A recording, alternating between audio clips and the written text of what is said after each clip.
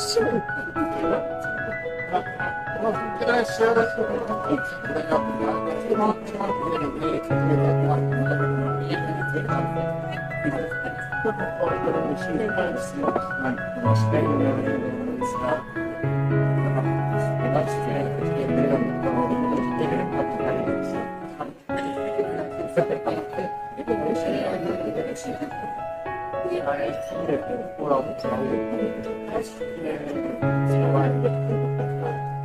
morning, everyone. I'd like to start today off with acknowledgement. We, the community of Nossal High School, acknowledge the traditional owners of the land that we learn, work, and live on. The Bunurong people of the southeastern Kulin Nation, and pay respect to their elders, past and present. We celebrate the stories, culture, and traditions of First Nations people and all communities who also work and live on this land.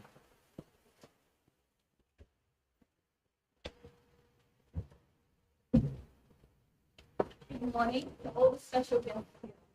Sir Gus, Mr. and Mrs. Payne, Mr. and Mrs. Butler, and many sponsors, and past and present teachers and students. Thank you all for joining us on this special day.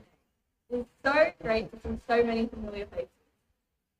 It is great to see what started as a small idea by the school council has grown into this life-size sculpture of Sir Gus. We're excited to have you all here to share this special occasion.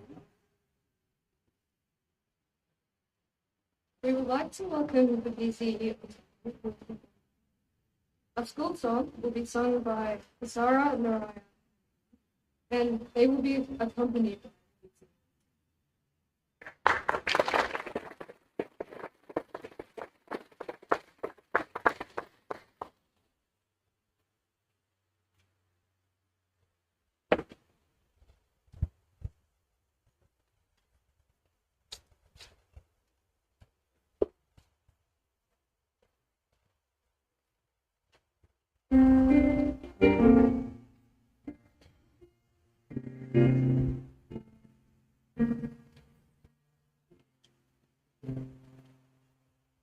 Challenges arise, the pathways are clear.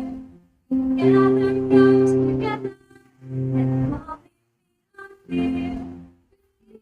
Hands and hearts, hear the distant roar. We take a step together to ride this mountain tall. Grace and challenge, we go.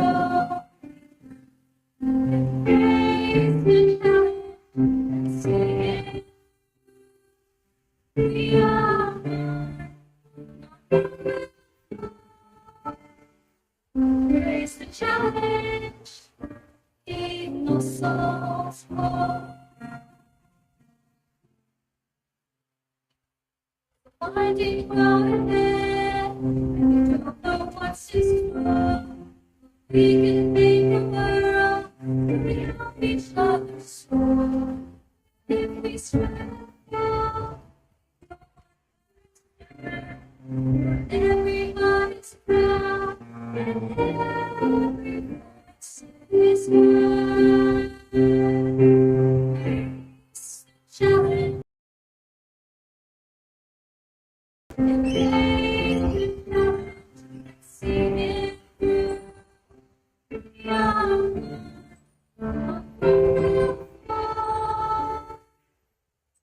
face the challenge in Nossal.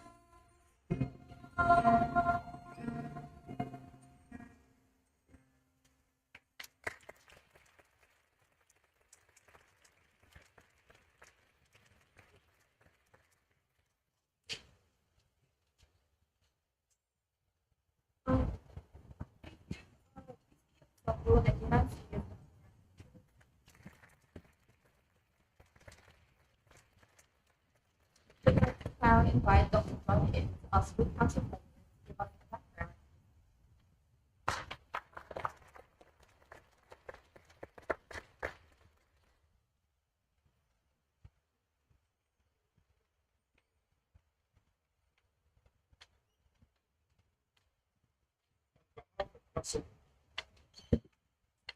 On behalf of Nossal School Council, I would like to welcome you all to this very exciting occasion.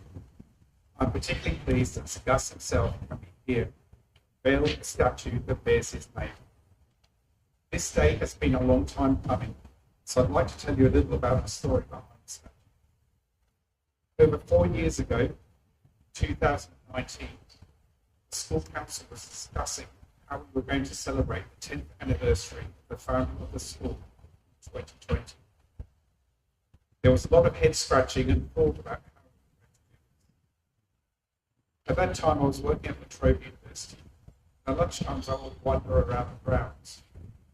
On one occasion, I came across a large bronze sculpture of 3 life-size charging rhinos with 2 curious figures seated on top of them. I later discovered a rabbit dog. As I approached the sculpture, the sound of a stampeding herd of rhinos roared up from a hidden loudspeaker behind me, causing me to momentarily look around to see what was happening. This interactivity fascinated me. Frequently, sculptures are locked away in museums or galleries, surrounded by do not touch signs or fenced off in the open. But this sculpture invited interactivity. I wanted to know more about the sculpture. In this case, I discovered it wasn't just one sculptor, but 2 talented artists, Gilly and Mark, who work in partnership to create works of art. When I checked out their website, particular sculpture they had been commissioned to create really resonated with me. The sculpture of Sister Hilary Lawless sitting on a bench with school children at Lawrence Hill College in Queensland. They were clustered around and interacting with her. I knew this was how we could not only celebrate the school anniversary, but also Sir Gus himself. I presented this idea to school council, and they agreed that this would be a fitting tribute to Sir Gus. There was then the question of fundraising, then COVID arrived. Not much happened for a couple of years until the recently retired Vice Principal, Pete Butler, became involved. Largely driven by his fundraising and organisational skills, together with our generous sponsors, fundraising efforts of students, and parental contributions, the project was resurrected. We're now at this point today. So what is this project and the statue all about? If I use my scientific mind to create a sculpture of Sir Gus, how would I do it? I'd probably sit him down, scan him with a laser, 3D print him. This would be an exact replica of him, but it would only reflect a single point in time. It would not encapsulate his history. If I use my artistic mind, I would approach things differently. I would research his life and history and his appearance, not just as it is today, but how it has evolved through his life. Remember how you see Sir Gus today differs from someone who saw him a month ago, a year ago, a decade ago, 50 years ago, 90 years ago. As artists, the task of the 2 sculptors, Gilly and Mark, has been not only to sculpt him, but to embed into the resulting representation components of his past and his achievements. So my suggestion is that when you view the sculpture, you not only ask the question, who is this a sculpture of, but what is this sculpture about? What does it represent? To me, it represents a lifetime of service from difficult beginnings, medical school, discoveries in immunology, director of WEHI, Australian of the Year, to name a few. But most recently in association with Nossal High School, not only a name, but an active participant in its life. Someone who personally brings students to the school each year. And here he is, immortalised in bronze to continue to greet people to school long after he is gone, long after I have gone, and probably long after you have gone. He invites you to sit with him, talk to him, take selfies with him, interact with him, and to remember what he has contributed to the world and what you could contribute to the world. Forever will he be an inspiration to us all, remembered not just in science, but immortalised by 2 talented artists, Gilly and Mark. Thank you.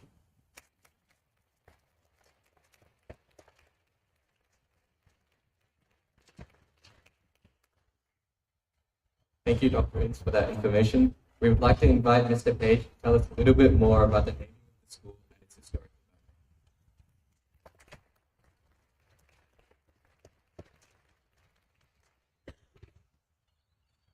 Staff Nossal, Nossal family, special guests, friends of the school, staff, students, parents, and alumni.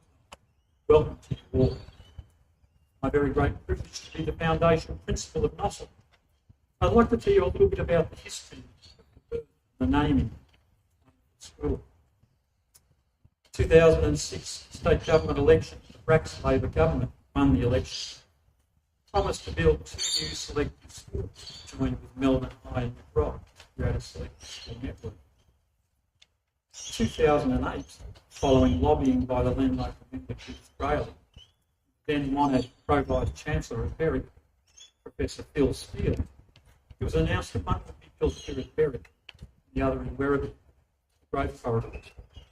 At this stage, our working name was the Berwick Selective Entry School. Phil and Judith joined us here today. Also in 2008, 3 principals were seconded to work on the new selective schools for a targeted opening in 2010. I was selected to work with Berwick Selective Entry School, Peter Starr, selected to work with Werribee School, and Terry Bennett was appointed to work in town, set up the selective entry network and oversee the whole project. Terry joins us here today as well. Welcome, Terry. Among the many tasks associated with creating a new school, I was also tasked with canvassing the local community with suggestions for names, as the government had decided that the schools would be named after prominent local Australians, which was a bit interesting at the time because that went against government policy, which was not to name schools after people, for obvious reasons. You can want to be named Rolf Harris High School. But it was supposed to be a geographical identity as well, so we were really intrigued the government was prepared to be named after people. I visited the local council, the local historical society, canvassed a number of people. Lord Casey was the obvious choice for the local area, but it was sort of themed that he had lots of things named after him, including an independent school. I was pleased that local pioneer Ernest Wankey was mentioned, but not actively pursued. Here for a while, the 2 schools are going to be named Frank Tate High School and Julia Flint High School. And Nossal High School was likely to be Julia Flint High School. Frank Tate was the first director of education, Victoria. And Julia Flint had a really interesting background. She was the first most senior female public servant, senior district inspector for schools. It was taken away from that position because the director of public schools thought it wasn't up to the job. She went out and lobbied and with significant support took on the role eventually. Surprisingly, after a little bit of time, Premier John Brumby then announced that the 2 schools would be named after prominent scientists who headed up the Wet Isle of Nossal Institute. They would be named Nossal High School in Berwick and Susan Corey High School in Werribee. I was quite pleased about this development, and even more so when I met Sir Gus at Spring Street. I was aware of Gus, didn't know a whole lot about him, but was aware of his prominent Australian, famous scientist. I didn't know he was a good bloke as well. So when I first met Gus up in Spring Street on a very formal occasion, we were naming the school and presenting that to the media and the government, I shook his hand deferentially. He said, "How do I refer to you, Sir Gus?" And he said, "Gus." And that's how our relationship with Sir Gus. Sir Gus to us in management. And we are very, very pleased to have an honour to be named after Sir Gus. He's a role model, a very good role model for our students. He's been a great friend of the school. He's led an exemplary life, which is just as well because he's had a school named after him. So the government is obviously confident that he's led an exemplary life and will continue to do so. We also aspire to be like Gus, and it's very easy to make comparisons and say, would Gus like that? Would Gus approve of that? So we're doing something with belongs to Gus. We take his name as an exemplar. It's been very much more enjoyable to actually interact with a living namesake than a long dead public servant. Greatly enjoyed his speeches over the years, his words of wisdom over the past 14 years. And nearly every Nossal student and staff member was being greeted by Gus at the start of the year, had their Nossal badge presented to them, shaken their hand. The first foundation assembly set the scene for us. Up at the church hall, our first 200 students, a dozen or so staff. And Gus was mobbed like a rock star by the students. He signed thousands of autographs that day and has done so ever since. In fact, Gus' autograph is worth nothing because there were so many of them out there. But we love it. I think it's fantastic. And we're really pleased that our kids mob famous scientists like a rock star rather than a rock star. Gus, I sincerely thank you for honouring us with your name. I promise that we'll honour you by continuing to be the best possible school that we can. I'm a little biased, but I'm really pleased that we have the world's greatest scientists and Australia's best school working together. As Gus has immortalised himself by a great contribution to science, we will today immortalise him in bronze so that future generations of Nossalonians are able to continue human inspiration and guidance. And I sincerely thank and acknowledge some of our sponsors. When we first talked about Staff School Council, we were quite perturbed by the amount of money involved. We're very pleased that the school community has predominantly made significant donations, lots of small donations by lots of people to help us reach our target and to commission the creation of the sculpture. We raised close to $90,000 over 2 years. Parents, students, staff and friends of the school making numerous donations and small fundraisers. It's especially larger sponsors who help us reach our goal, and I'd like to acknowledge them now. Our main sponsor, our diamond sponsor, Mr. Anthony Sturber, the ex-CEO of the SW Group. Anthony's been a wonderful supporter of schools and also in particular. Sincerely thank you for your contribution. The Nossal family, represented by today by son, we thank them sincerely for being here. Unfortunately, Gus's daughter, Kate, the Walter and Eliza Hall Institute, we hire, represented today by Carolyn and Dick. Thank them for this. Gus headed up the Walter and Eliza Hall Institute for many, many years and made a contribution to Australian and world science. The Old Nossalians Association, our alumni, represented today by Cabby and Dick. We thank them for their significant donations. Gold donors, the parent and the next student on Main C. Margaret's made significant contribution to the school over the years. Roger Page hangs on the coattail. Sponsors, Dr. Tony Lipp, our foundation overseer, now moved on from Nossal, become the principal of McBride, now the principal of Melbourne. Tony's watching by live stream today, unfortunately. Thank you, Tony, and Dr. Sarah.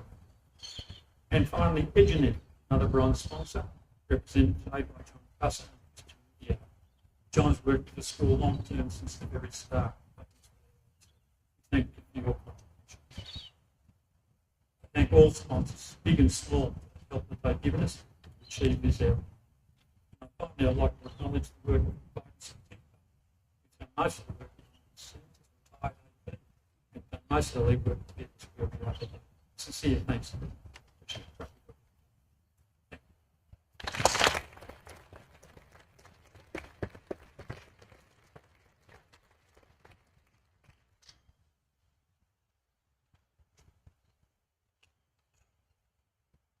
Great.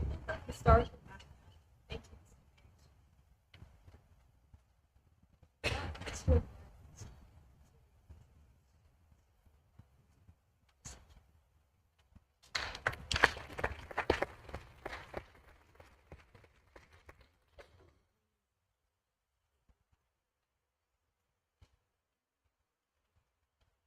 Is this better? I'll project. Good morning. My name is Tracy Mackin. I'm the acting principal at Nossal High School. I'd like to welcome Sir Gus of Nossal, members of the Nossal family, Dr. John Innes, our honoured guests, friends of the school, staff and students. As you've heard, it's my very great privilege to spend a few moments reminding this audience of the many professional achievements of our guest of honour this morning before I ask him to speak for us. I think that many of our students could cite the main highlights of Sir Gus's career, but those highlights don't really come close to mapping his contributions. Indeed, even in the collection of credentials and awards that I'm about to share with you, what you are hearing are mere chapter headings, each one encompassing months and years of effort towards making the world a better place. I want to be quite thorough, though, in doing that, because while I think we all know that Sir Gus is a very impressive human, when you hear the catalogue that is about to follow, I think that you will be, as I may literally be, quite breathless with admiration by the end. Sir Gus, like many students in Australian schools throughout the decades, was a member of a family who came to Australia seeking refuge from war and injustice. He excelled at school, graduating dux of his secondary college in 1847. Oh, 19. Sir Gus, that's my time. And beginning his professional training at the University of Sydney, where he earned a Bachelor of Medical Sciences in 1953 and a Bachelor of Medicine and Surgery in 1955. He undertook a 2-year residency at the Royal Prince Alfred Hospital in Sydney before moving to Melbourne to begin work as a research fellow at the Walter and Eliza Hall Institute of Medical Research, working under and ultimately succeeding Sir Macfarlane Burnett as Institute Director. It was during this period that he was awarded his PhD by the University of Melbourne.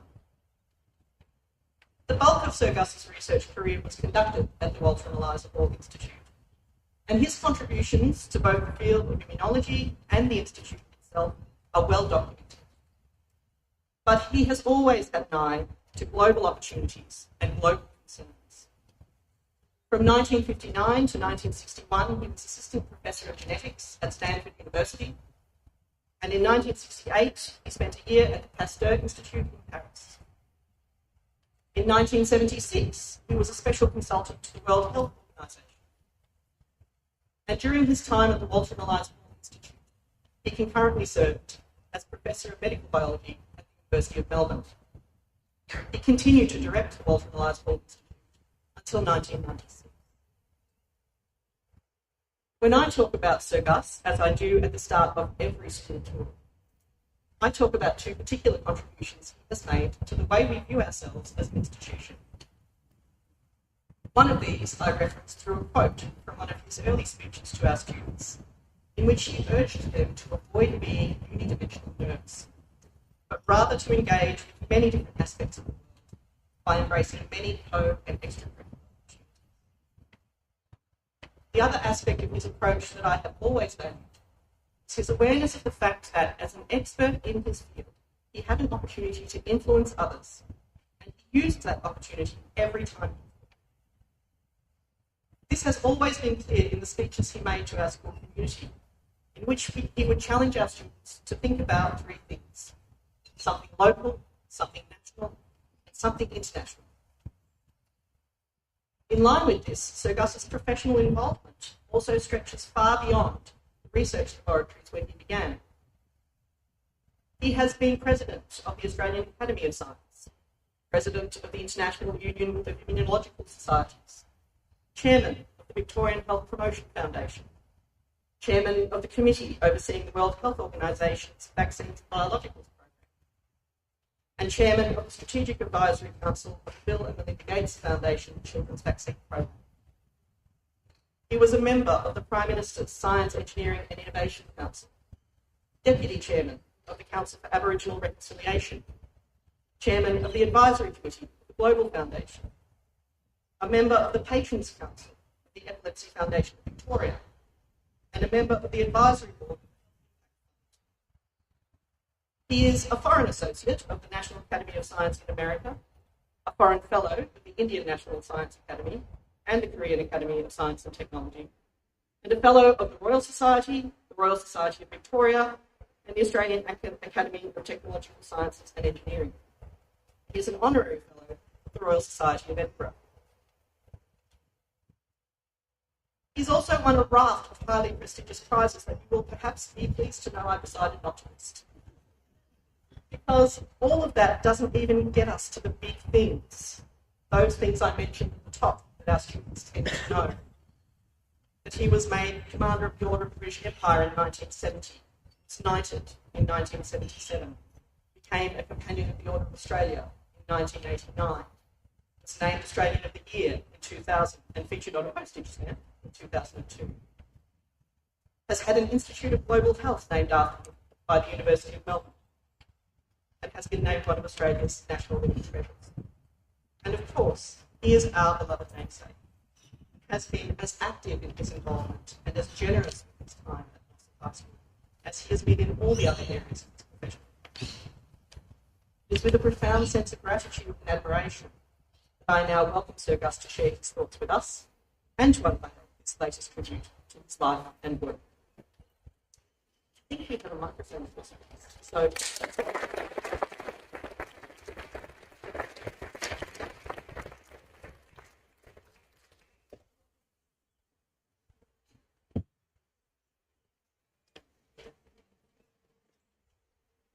well, thank you very much indeed for the kind and attentive remarks.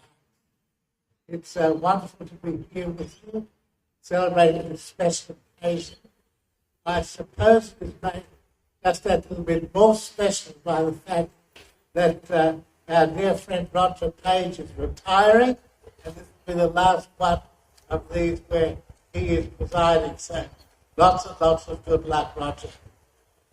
Now, for those of you who are leaving Nossal High and entering the wide world for the first time, it will, of course, be clear to you that your work here at Nossal has not just involved academic pursuits, that you have learned far more than that which specifically you were taught. In point of fact, the general atmosphere, the general perspectives that you take from the Nossal High School will be a lasting gift for you for the rest of time.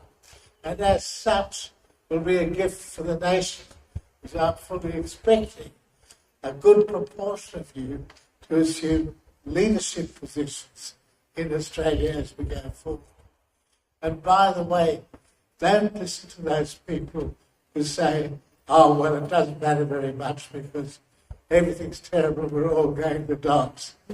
Let me assure you that this is still one of the best countries in the world to live in, and that this institution, which we're honouring today, is amongst the best that we have to offer in its field. It is a very great honour indeed to stand here and celebrate this occasion with you. I wish you all the very best in the world, and particularly for those who are leaving the institution, please remember your time here with fondness and use the perspectives that you have gained as a springboard for leadership positions in the future. Thank you very much.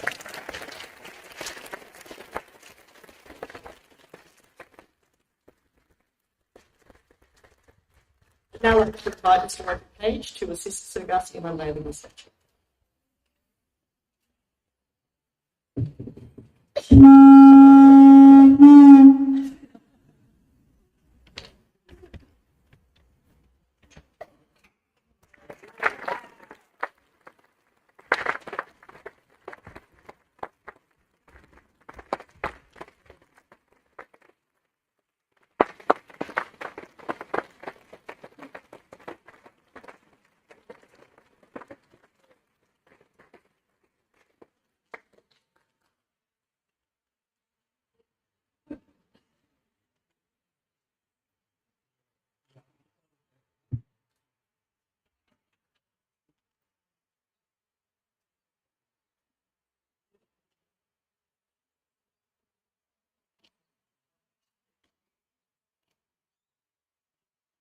whether our captains were doing the final words or whether it was me.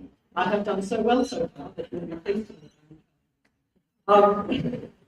And I obviously thank you for your presence here today. It is excellent to have so many members of our community here to celebrate Sir Gus, his life. There is no doubt that we genuinely base our thinking about what a pathway development Sir Gus has engaged with the world throughout his life. So we really are honoured and pleased to have a permanent, very permanent representation of him that our students can interact with. At this time, I'm going to invite our special guests to join us in the IRC courtyard for a live luncheon. And I'll also invite those of you who want to take a photo with the statue to do that if you would like. We will have an opportunity for some of our more significant patrons to take a photo with Sir Gus before that occurs. So I can see that our school government's here to be amongst both. So thank you once again for coming. Please enjoy the rest of your day. And,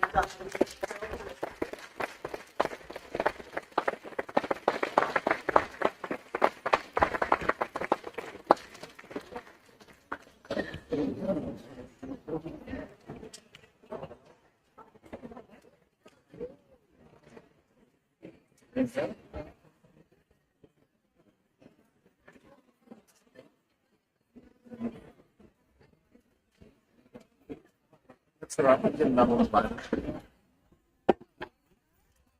Do you want to know the real answer?